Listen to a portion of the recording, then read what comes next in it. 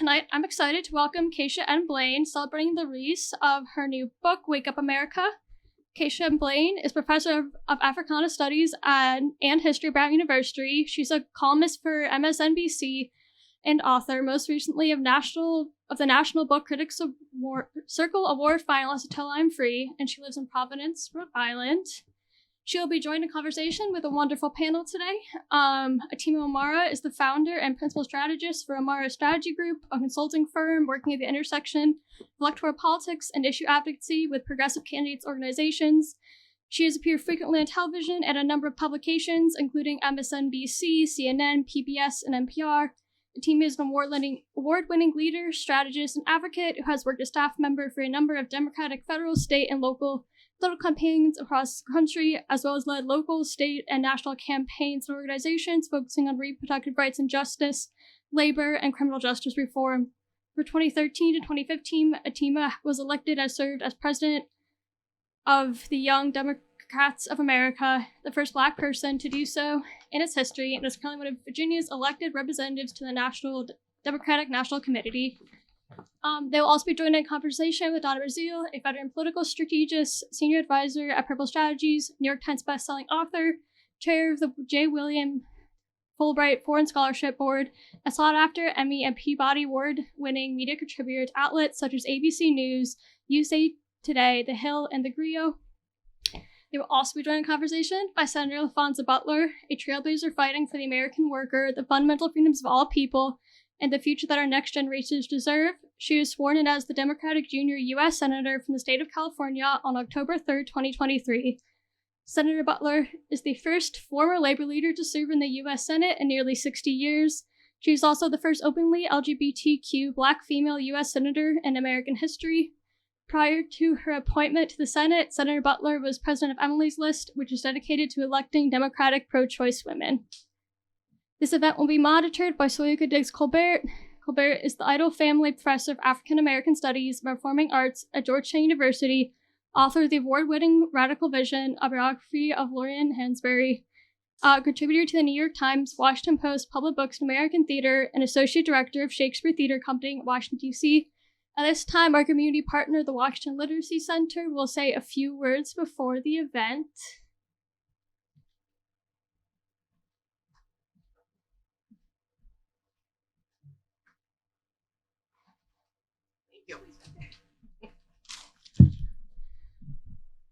Good evening, everybody. My name is Evita Leonard Smedley, and I am from Washington Literacy Center, and we are ably led by our fearless leader, Jimmy Williams. We appreciate this opportunity that Politics and Prose gives us to raise awareness about adult literacy in the nation's capital. According to the National Center for Education Statistics, 1 in 4 DC adults struggles with basic reading, and 1 in 3 adults struggles with basic math. Low literacy skills are a barrier to just about everything: completing an education, getting a decent job, and getting out of poverty.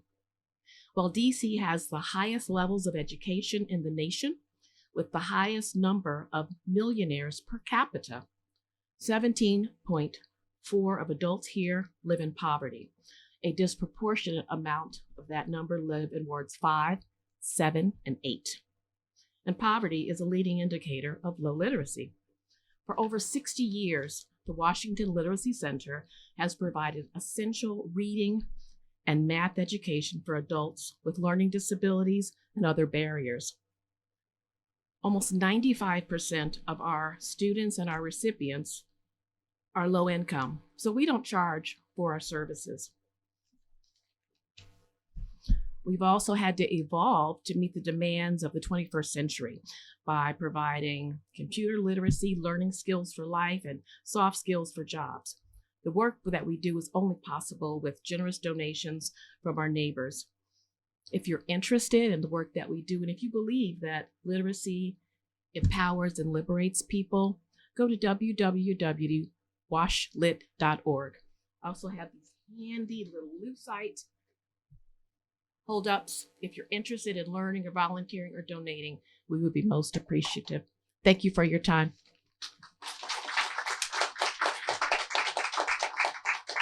Last time, I'd like to welcome Keisha N. Blain, Atima Omara, Donna, Brazile, Senator Laphonza Butler, and Soyica Diggs Colbert.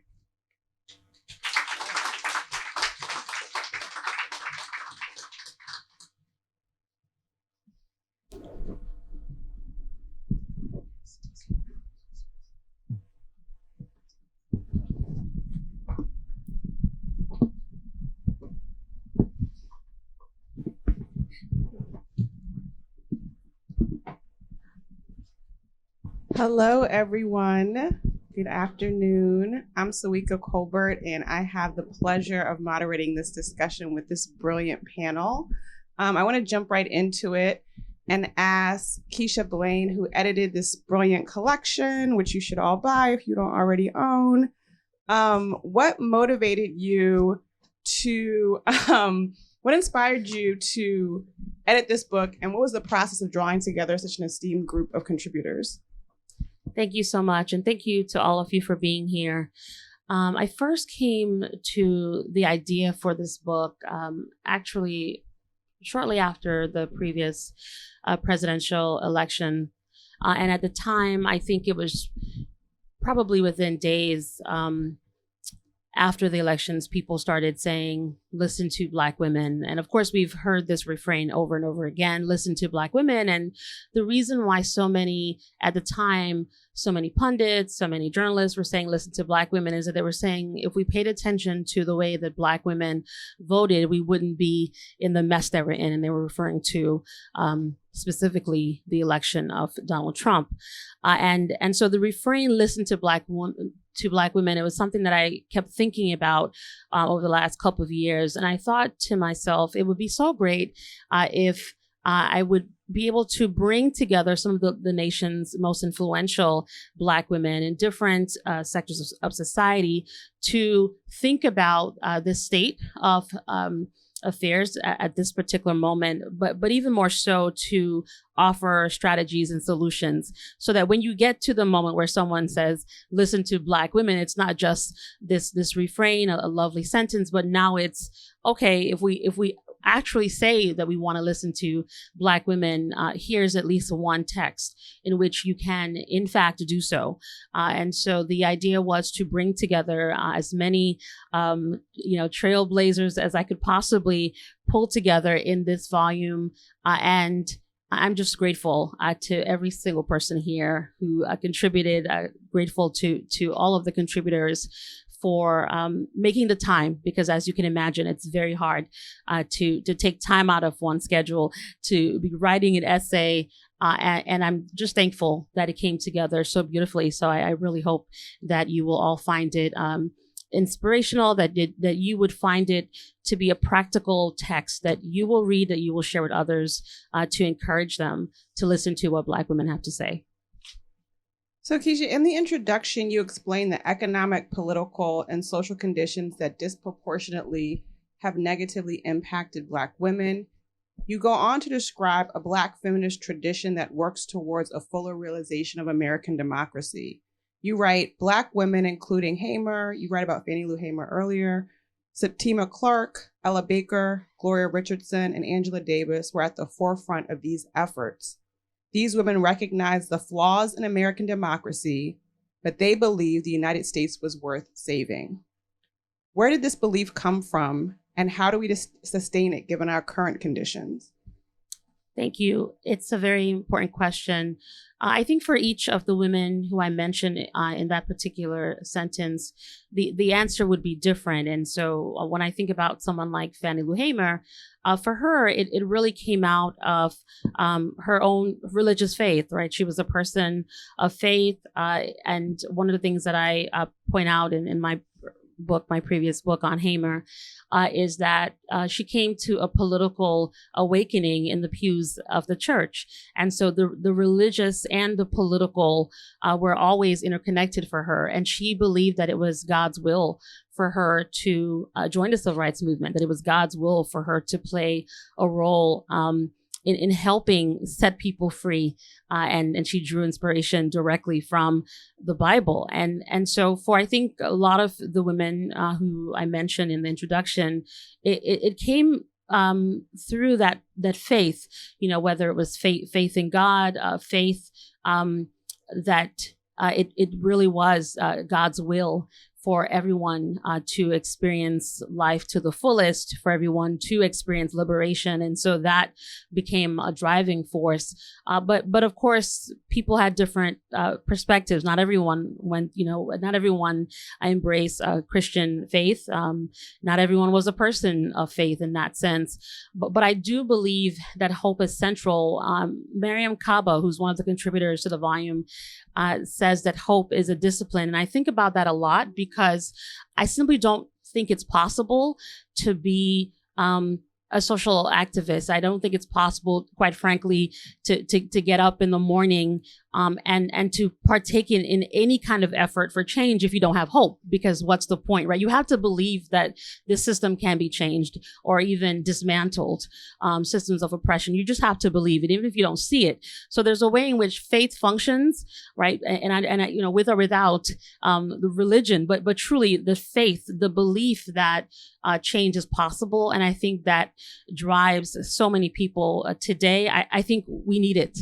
Quite frankly, I don't think we can function if we didn't have the belief that we could, in fact, make a difference in some small way. And so perhaps now more than ever, with everything that's going on in our nation, I know it feels difficult. I have to say, this is a very tough year. I'm sure many of you feel the tension in the air, just the frustration, but now is not the moment to give up. It's ironic. It's particularly at this moment where it feels like it's a moment of giving up is when you have to persevere, because I think we need that drive in order to ensure that we don't find ourselves back to where we were. When you think about what I said earlier about the inspiration for the book, I certainly hope that we would find some kind of faith, some sort of inspiration this fall in particular. I don't think this is the year to stay home, and a lot of people have said that they're going to sit this one out. I simply don't think that's a good idea given all that we're facing. So this is a moment where we have to be hopeful even when it doesn't feel like it. Okay, all right, people like that. Laphonza, you offer a compelling history of how Black women have been denied reproductive health care in the U.S.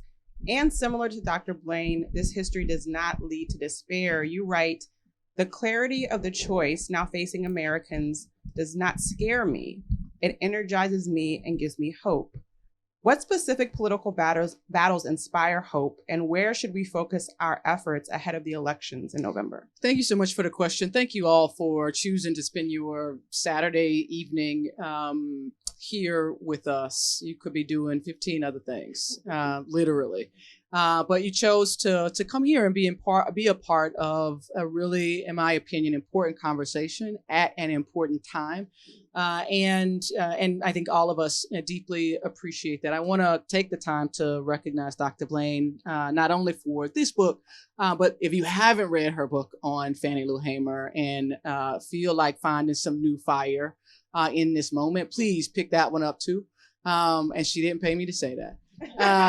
It really is a fantastic read, particularly as a little girl who grew up in Mississippi, who went to Jackson State University, whose pre-law society was named the Fannie Lou Hamer Pre-Law Society. And having so much of my formation and political sort of theory shaped by the activism of Fannie Lou Hamer, even to the point of having a college professor who was one of the organizers sitting on the floor of the Democratic Convention in 1964. Those were my professors. And so when asked to contribute to Dr. Blain's writing, I thought, what more important thing could I do to not only help to meet this moment, but to give some hope to my 9-year-old who one day will pick this book up, who one day will be faced at a time in her life when the politics of the environment are hard, but will have an anthology of iconic Black women who have dared to do the impossible, to give her words of hope. And, in this moment, as we choose to meet it with the hope and faith and voices of Black women who have championed our freedom and liberation, not only at the ballot box, but in our doctor's office. It is, and I think, an opportunity not just for us to lean in, but to be mad. Frankly, when the Dobbs decision was made public, I had just dropped my daughter off to go to summer camp. And realized at a point during the day that she was going to come home less free than I dropped her off. And so to me, the fact that our daughters and granddaughters are less free today than their mothers and grandmothers over the last 5 decades is a point of real emotion for us.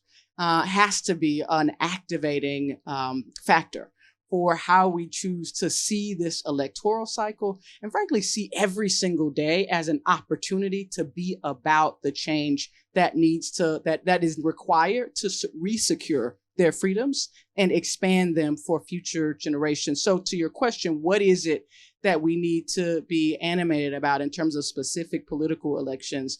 My answer is very general and specific, all of them. All of them. I said often, don't start at the top of the ballot, start at the bottom of the ballot. Fill out the whole ballot. I filled out my ballot actually today and took my own advice. Looked up every single judge that was sitting for election, every single political opportunity, electoral opportunity in front of us is the most important of our lifetime because our lives are truly at stake.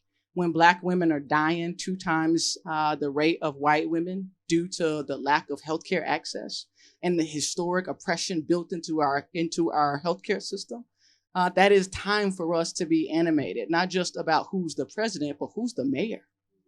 Not just about the who's the governor, but who's the assembly member or state legislator that is passing laws in my state that govern whether or not I have the freedom of my own body. That is what's at stake. And so we have to be engaged at every level of the ballot and at every political opportunity because our children's and grandchildren's freedoms are dependent on it. And we have to hold every single person who has the ability to make those decisions to account. Thank you.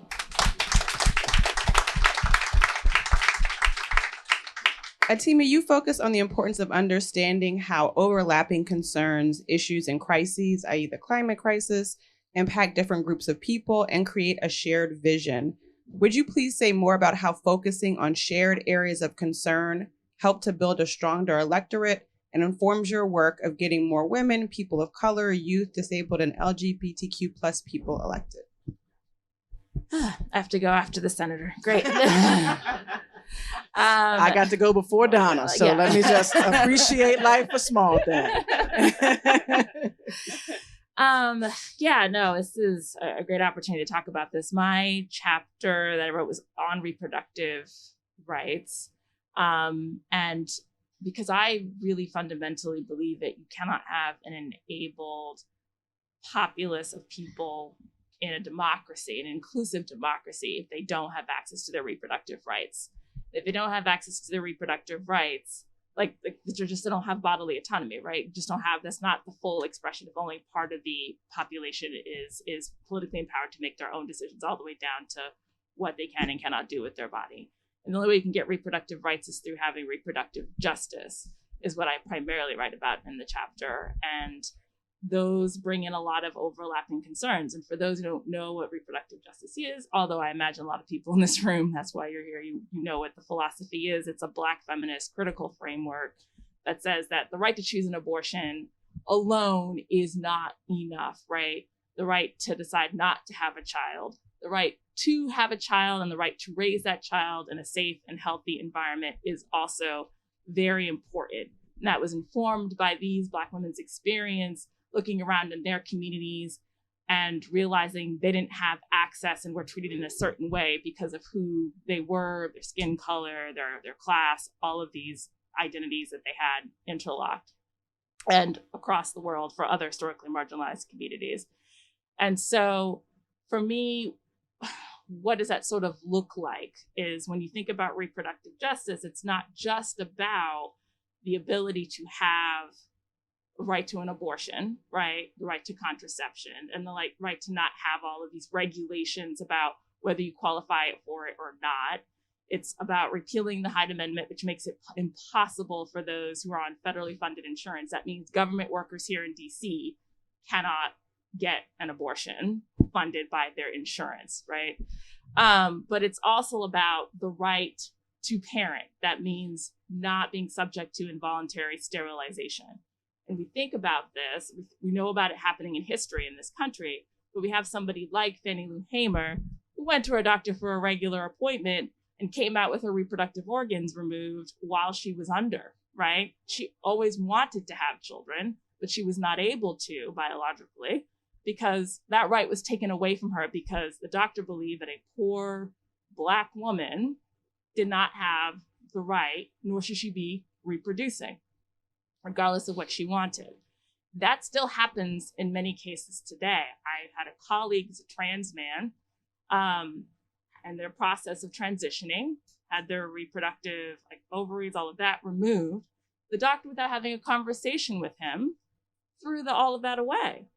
And I said to Brian, I said, how do you feel? How did you feel about that? Because it was just sort of got very quiet. And he's like, yeah, not great, because I would have liked to have had the discussion about whether I would have liked to use those eggs for future fertilization. That was a decision taken away from me, right? I had a colleague who is disabled, who after having her third child, she was coming out of medication that she had to use, and the doctor just assumed that she wanted to be sterilized. And she was like, wait, luckily her other doctor who'd been with her through the entire time, Black woman, was like, oh, wait a minute. We never had that discussion. Why are you assuming that this disabled woman wants to be sterilized now, right? So it's the right to be able to parent in a safe and healthy environment. What does that look like? I know people in my generation, I'm an older millennial, who are like, I may not be having kids because why would I put them in a burning, drowning world because of climate change, right?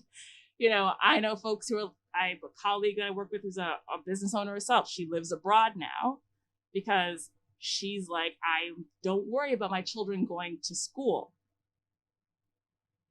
getting shot, right? I don't worry about going to the grocery store. What is gun violence going to do to my life?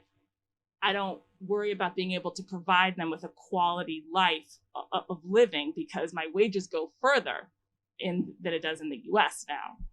And so these are all of these things that are interlocking issues. And when we are able to have individuals who are empowered and able to live their best life, right? Not restricted by the state, not worrying about whether their children are going to be taken away from them, right? Because doctors can now call and say, I didn't like how this child was taken care of. And CPS will believe them and go and show up. There was a case of that recently, I think in one of the southern states, a Black woman.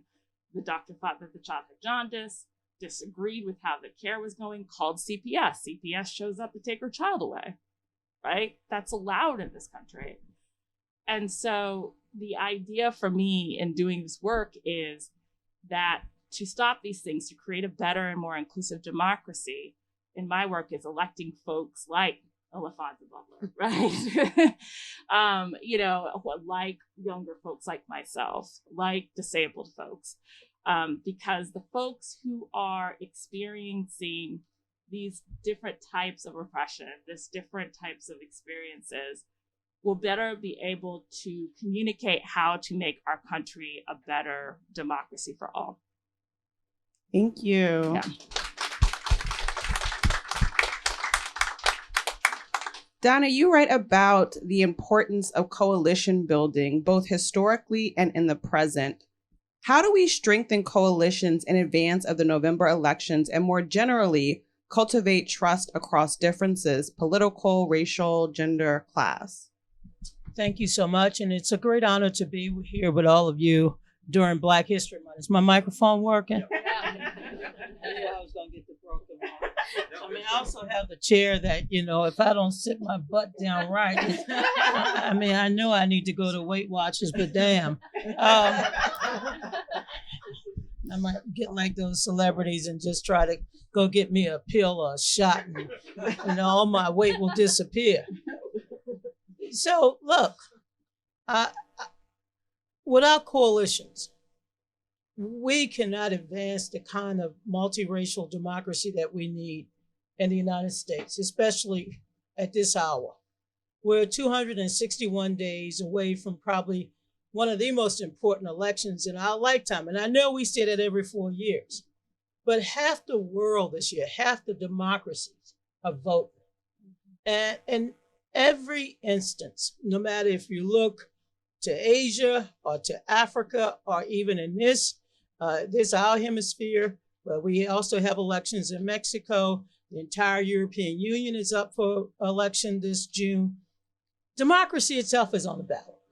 And while Black women make up less than 8% of the United States population, we know that when Black women vote, there's evidence. We don't have to this is not hearsay, this is not fake news. But when Black women vote, Black women are able to contribute to the change that we wish to see in this country. So it's important that we build coalitions. And one of the reasons why is because if we have to remove the strategic barriers that keep not just Black women, but all women from fully participating as citizens in our great democracy.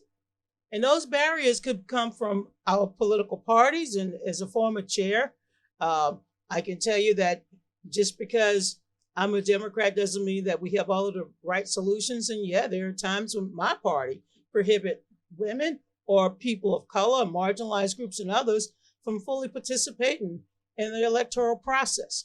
And the same could be said of the Republican Party. So we have to look at systemic barriers. We have to look at the barriers that our political parties present. We also have to look at the financial barriers. We have to look at media bias, which has been on display over the last couple of days, but throughout my entire lifetime. But we have to rebuild trust throughout society. No true democracy can function when half the people in the country don't believe in the election results. And of course, more than half of Republicans don't believe in the election results. I have to remind people that after Florida and Al Gore coming up short 537 votes because we couldn't count all of the votes in the state, I felt ripped off. I felt disillusioned. But you know what brought me hope? The fact that we could go back to Capitol Hill and lobby to change the laws and to strengthen voter registration processes across the country, to strengthen processes on how we count votes. Of course, the Supreme Court did us all in and shall be beholden. So trust is important, removal of barriers, opening up the system so that more people can find their way through the political pipeline. And I think the most important ingredient, as I mentioned, trust across the board. But we need to engage more people and let them know they have political power. I was just home in my beloved home state of Louisiana, since you threw Mississippi on the table. Yeah, you can't go to no event without talking about Louisiana. Come on, we have 4 seasons that are unique to my own state: shrimp, crab, crawfish, and oysters. You don't have that anywhere else in America. But I was home in Baton Rouge a couple of weeks ago, and I couldn't help but look in that audience. I got my start there. I know Nina Simone had that famous song, Mississippi Got. Well, I feel the same thing about Louisiana. We have 2 House leaders from my home state, and 1/3 of that state is Black. And when you look at the political participation of Black people in my home state, and the fact that we have been systematically disenfranchised. When I graduated from LSU some 40, 50 years ago, I forget now. And don't worry, I don't have any memory losses, but because I know I keep my keys in the same place. But when I look at Louisiana, Mississippi, and South Carolina, and Georgia, these states should be having 4, 5 representatives. Yeah. And we're marginalized people too. There is enough political power in this country if we organize, if we identify and register voters, if we go back to the same recipe that Fannie Lou Hamer helped to stir, then and the same recipe that Barack Obama used, Shirley Chisholm used. And yes, I do believe we have to talk Stacey Abrams. There would not be a Raphael Warnock head of Stacey Abrams not stirred the pots. So there's a lot of political power. There's more than enough that we can do. But I'm going to tell you one thing. I am not fearful. I'm not fearful of Donald Trump. I'm not fearful of the MAGA movement. I know that we have the votes and the power to defeat them. We have to unleash hope and opportunity for everybody in this society so everyone feels that they have a role to play. There are too many of our fellow citizens who live on the outskirts of hope. And it's important that we bring them back to the circle of opportunity. So we're going to have to speak up. We're going to have to get, some of y'all are afraid to be controversial. I have it written in my last name, okay? Just stir it up. Just speak up. Take those barriers down. Unleash the power of not just Black women, but unleash the power of women so that we can control our own destiny. And we don't have to ask a man if we can stand up. You know, one thing Fannie, see that Fannie? See, I got to watch it. Fannie Lou, Fannie Willis. She said, having a man, what she said? Having a man is not a plan. Having a man is not a plan. I mean, you know. Oh my God, you know, I'm getting off topic, but it's Black History Month. We can get off topic, okay? So I'll give back the balance of my time. Because I can get off topic now. I mean, gonna ask me where I hide my money. Hell, I got some places y'all don't even want to know about. Okay. So one of the things that I love about the book, as was mentioned already, is that it not only gives us deep insight into the history of Black women's politics, but it also gives us solutions. It also gives us a toolkit. And so could you, this is to the panel in general, what Black feminist political practices do we need to add to our toolkit to expand democracy for all Americans?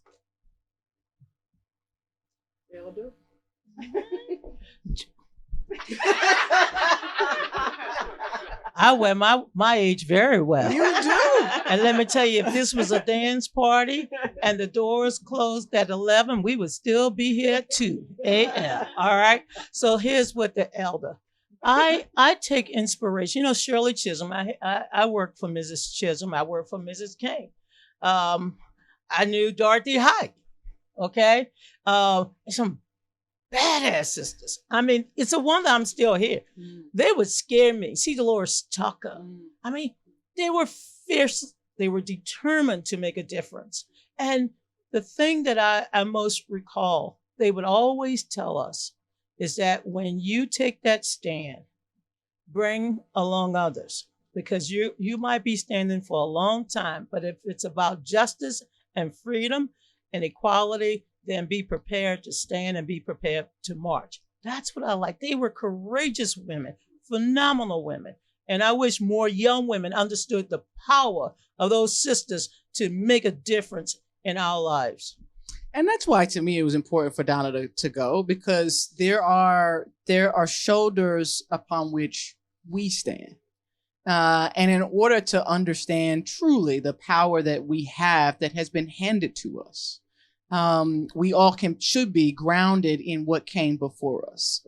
And for me, I spent 20 years in the labor movement. I am an organizer through and through. I say to my Senate staff, I am not a U.S. Senator. I don't even know how to be one. I don't want to learn how to be one. What I am intent on being is an agent of change. And an agent of change knows that he or she does not do it alone, that they have to do it by joining arms with others. And it's really one of the things that I appreciated so much about Donna's chapter, the power of coalition. And, a lot of us Donna has forgotten more things than a lot of us know. One of the things that she continuously teaches my generation is the power of coalition, that as Black women, we have to have the courage to reach out and build across racial and gender lines. Who are our Latina sisters that we are bringing into the fight? How are we making sure our AAPI and Native sisters are a part of the conversation? And none of us do it alone, that Black women have done it throughout history. And that in order for us to get to the next place, in order for us to pass the baton to the next generation that was passed to us, our responsibility is to pass it stronger. Our responsibility is to pass it better. And the only way that we can make it better, the only way that we can make it stronger is by doing it in partnership and in coalition with others, just as the women that Donna mentioned that she learned from. And making sure that we are telling our story from generation to generation is also an important ingredient to me, that I think that we have to make sure that we are communicating to young women who are coming behind us, but that we also have to give voice to. We're not in this moment in a vacuum. We actually got here because of, and we got here in spite of, and we will get to the next place in faith for, because we know that we deserve it. And so my just contribution to the question that those Black feminists taught us the power of working together. And the media today would have us to believe that the person sitting next to us that may be a different race, that may be a different gender, that may not identify as a gender at all, is our enemy. They are not. They are the secret weapon to our liberation, and we've got to own that.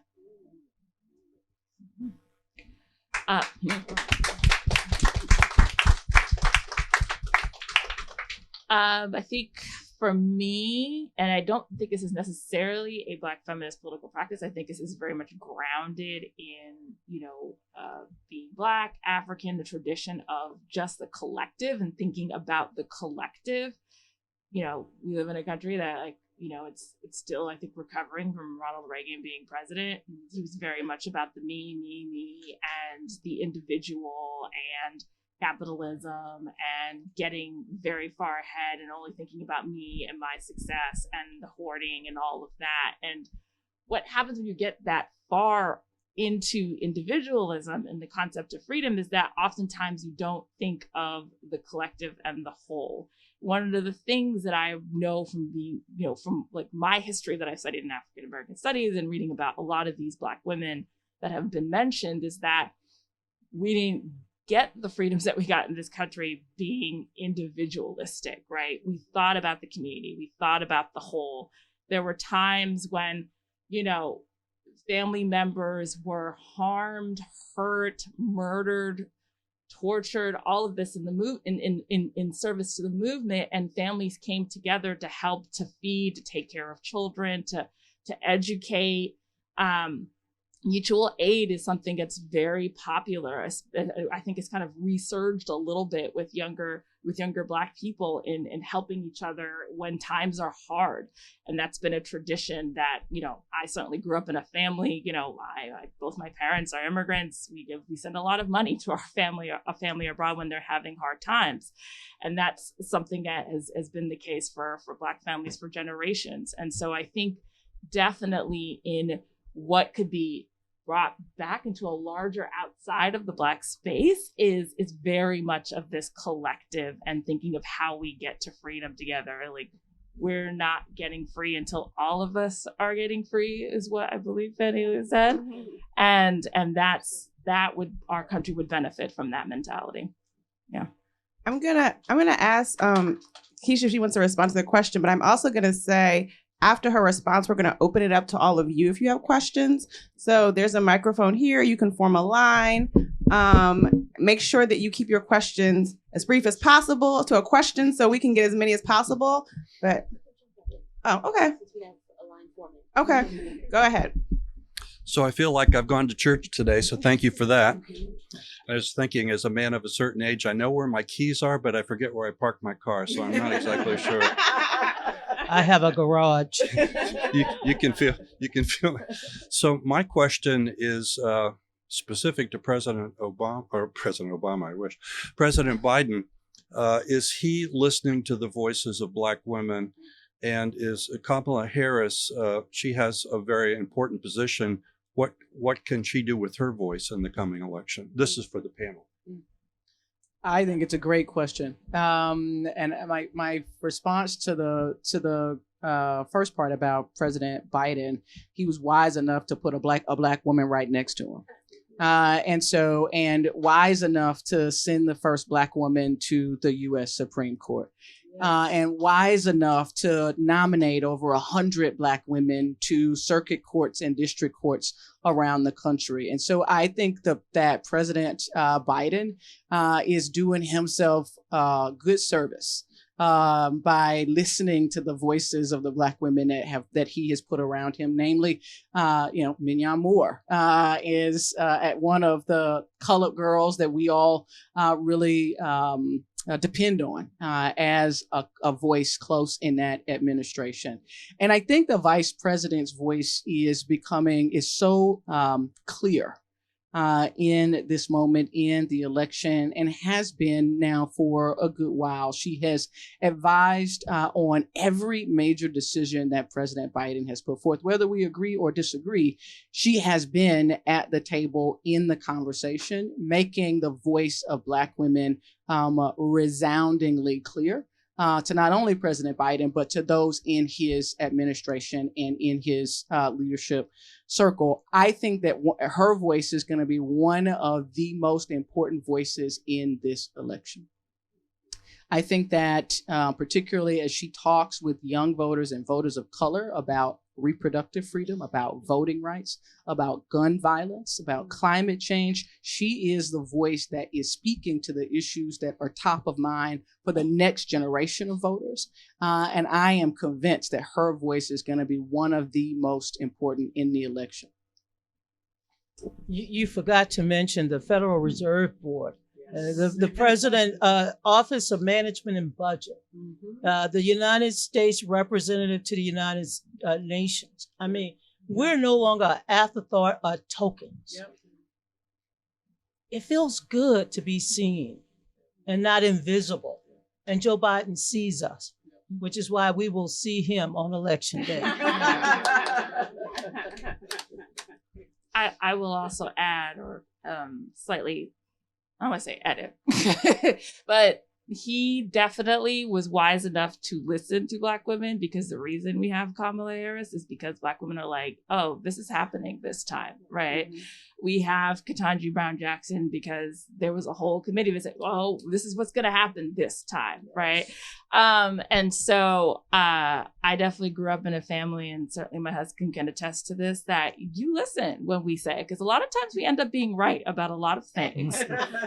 So if he continues to do that, he will be in very good stead, I believe. So my question's also about the 2024 election and Biden. So obviously we have two candidates that are not liked by majority of their parties, at least according to polls. And obviously when, like Donna said, the most important election, seriously, that we've ever had, how do we make sure that people support Joe Biden, even if they don't necessarily agree with all the things he's done or said, but also like, the other guy's crazy. Because obviously it's not totally resonating with voters yet, that the better of two evils, that's not really resonating like it used to, I think. I mean, I have to let you speak. So you go ahead and I'll. The right track, wrong track numbers have been off track now for about 20 years. Very true. In large part because the American people, I mean, they're in a sour mood. The economy has gotten much better. The price of chicken have gone down. The price of eggs are pretty much like this, flatlining. We have to talk to the chicken makers. the gasoline prices, even on Connecticut Avenue, you drive up Connecticut Avenue. I used to drive up this street and say, oh, hell no, I better hurry up to George Avenue. Gas prices have gone down. I mean, even with an improving economy, the numbers are pretty much the same, in large part because I think the American people say, look, we want a fresh new start in 2024. We don't want a rematch of 2020, a grudge match. We don't want a do-over. We don't want what happened in 1956, and we don't want what happened in 1892 when a defeated candidate tries to make a comeback. So the thing that Joe Biden has to do every day is to get out there and tell the American people, I'm doing the job that you elected me to do, and here's why I want 4 more years to finish the job. He has to do both. He can run on his record, but he has to also run on the future because election's about the future. And let me just say one thing, and I'm not advising a campaign. I've done all of that in my life. They need to be aggressive about this. I mean, the Republicans have an echo machine. Look, I used to be on Fox News. I loved it. I used to call myself the Silver Fox. And then January 6th happened. And I'm like, hell no, I don't care about the money. I care about my country more. But Joe Biden has to make the contrast every day. He did it one day this week. He has to make it every day with who he is running against. Someone with 91 indictments, okay? Someone who has, and I don't have to give you all the litany of things, including what happened yesterday. Hell, I don't have that kind of cash lying around. I don't know where Trump getting his money from. I can't even print that kind of money. But he's going to have to be tougher, stronger, because at the end of the day, the American people will want someone who they know will fight for them and can fight for this country the way we should want them to. So I still have faith in Joe Biden. I talked to Joe Biden a couple of weeks ago. He called me. I wrote something. He called me. It was 9:00 at night. I said, "What are you still doing up?" He said, "What do you mean? It's early." And I said, "Oh yeah, it's 9:38." But no, Joe Biden is a tough. You know what? I've known Joe Biden since the Jackson campaign in 1984.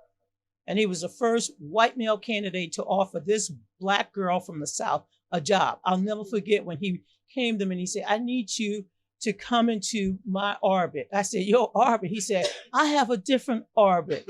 And he said, you don't have to just do Southern candidates or Black candidates. You can work for me. And I'll never forget how appreciative I was of him. I went with Dick Gephardt because he offered more money. But that's how long I've known Joe Biden. And I love Joe Biden. You can tell anybody, including Jill, I love Joe Biden. And she knows by now how much I love him. And I respect him. He's a good man, a strong man, a faithful man. More importantly, he cares deeply about the American people. I just want to briefly add that I think you asked the question, what can we do? What can we say to people? And quite frankly, just from a historian's perspective, I would say remind people of what happened under the Trump presidency. I think many of us have a short memory. That's what I think. And I think it's important to remind people because the question is, do we want to go back there? Quite frankly, I think it's important for us to remember the complete chaos, the complete, the escalation of violence just in 4 years. When you look at just hate crimes across the nation, when we look at legislation when it comes to voting access, the list is long. And I know there's a lot going on in the world, and people feel like they're pulled in 100 directions. But it's important to be clear about what the choice is here. And so I think that's one way we can really get people to stay focused this year. This isn't a question, it's a comment, but I hope it's in the spirit of this event. I live in Montgomery County, Maryland. We've got an open Senate seat. We've got a fabulous Black woman named Angela Alsobrooks running in the Democratic primary. She is running against a man who has said he is going to spend $25 million to win this election. A couple of weeks ago, Angela said, well, in case you didn't know it, I don't have that kind of money. So tomorrow at 12:15 in Silver Spring, Congressman Jamie Raskin and Angela Alsobrooks are going to be door knocking. And everybody is welcome to join them. You want to see me? I'll give you the address. And if you can't do that, she needs money. Look up her website and please donate. And thank you. This has been great. Thank you. So we only have a few minutes left, but I know the two people online have been waiting for a while. So why don't you both ask your questions and then we might have to end. Yeah. Hello, good afternoon. My question is back to a question the moderator asked about the importance of coalition building in Black feminist political work. I would like to know, the question is, throughout your wealth of experiences, what are other key elements or features that Black feminist voices use to advance social movements and political action?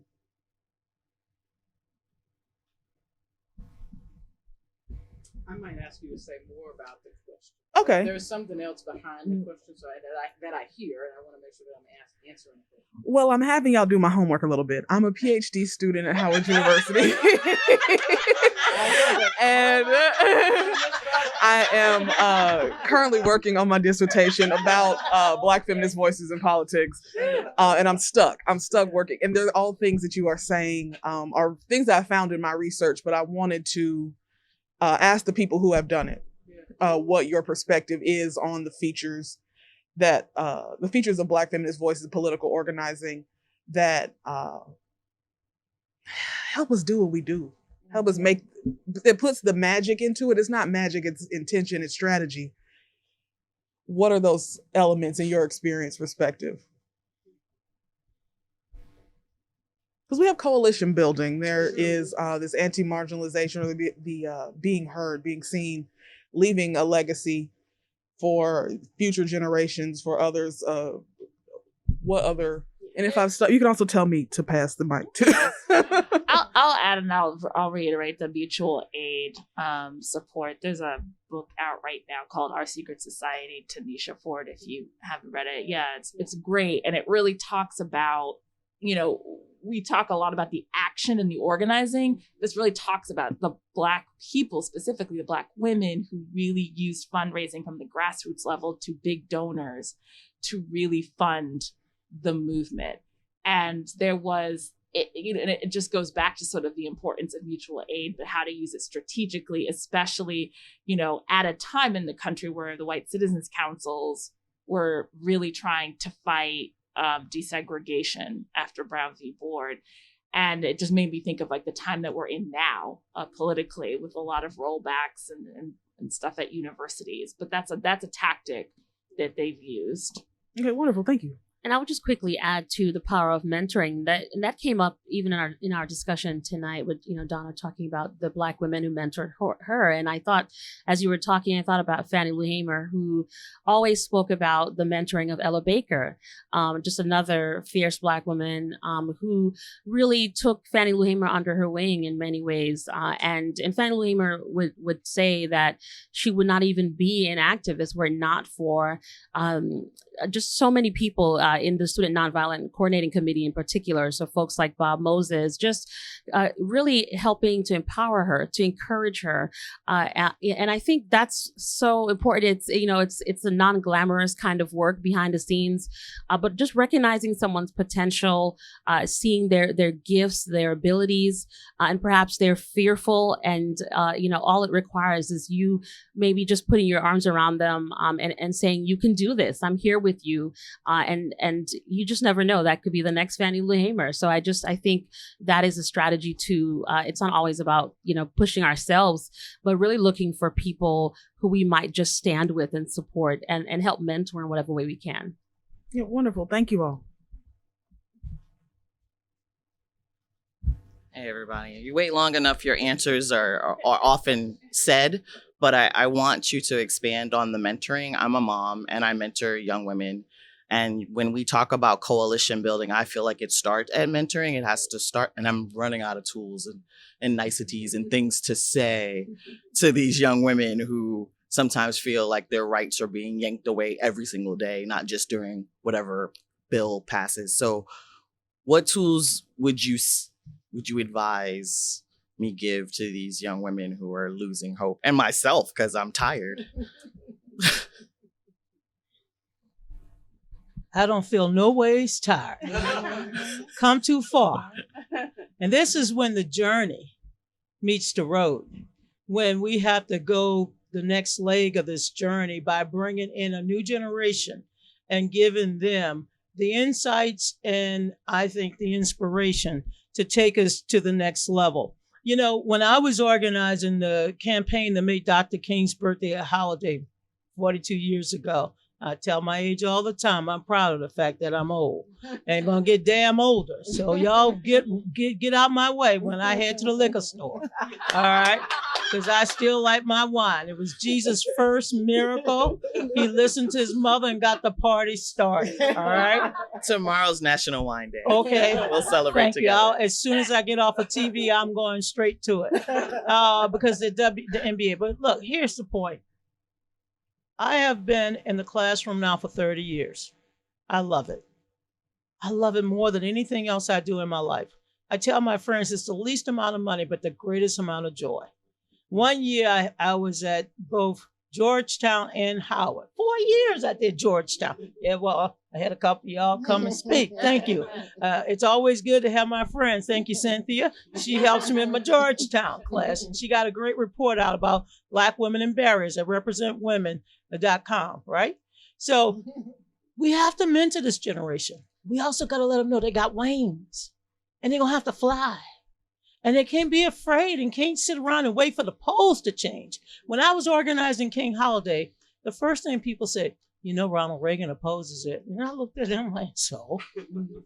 Well, you know, you'll never get enough signatures. And I'm like, well, that I can do because I knew how to organize. And I went out and I found young people like myself. We have to continue to give young people in this society a chance to prove themselves. I am grateful that people like Coretta Scott King and others entrusted a lot of stuff with me. I was a kid. I still am a kid. But they entrusted me. And the last thing I wanted to do was to let them down, to let their work go in vain. I don't want the work of Eleanor Holmes Norton, who I supported, who I encouraged to run back in 1989, Emily's List endorsed. I don't want that work. The sexual assault guidelines would not be here had Eleanor not put a pen to paper. Okay, people forget just how important it is to have elders and elders to have mentors, people who will follow in your footsteps, people who you have to inspire. Look, I'm very delighted that Angela Also Brooks was one of my first interns when I was Eleanor's chief of staff. I'm an old woman, I tell you. Oh, hell yeah. I give her money every quarter. Every quarter I give her a quarter. And I don't go to, instead of going to Total Wine, I give her the money. Okay. So the point I'm making, we have to mentor them. We got to give them inspiration, but we also have to give them examples. They don't know what happened 20 years ago or 40 years ago. My God, they don't even know what happened 4 years ago.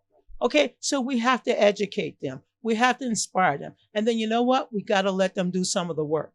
With the Ketanji Brown Jackson campaign, we allowed those young people to do the work because we needed them to go online. We needed them to Instagram and post. And what we did early on in that campaign, we trained them how to become media people. We were like, oh yeah, you can be an influencer. So we have to and don't lose hope.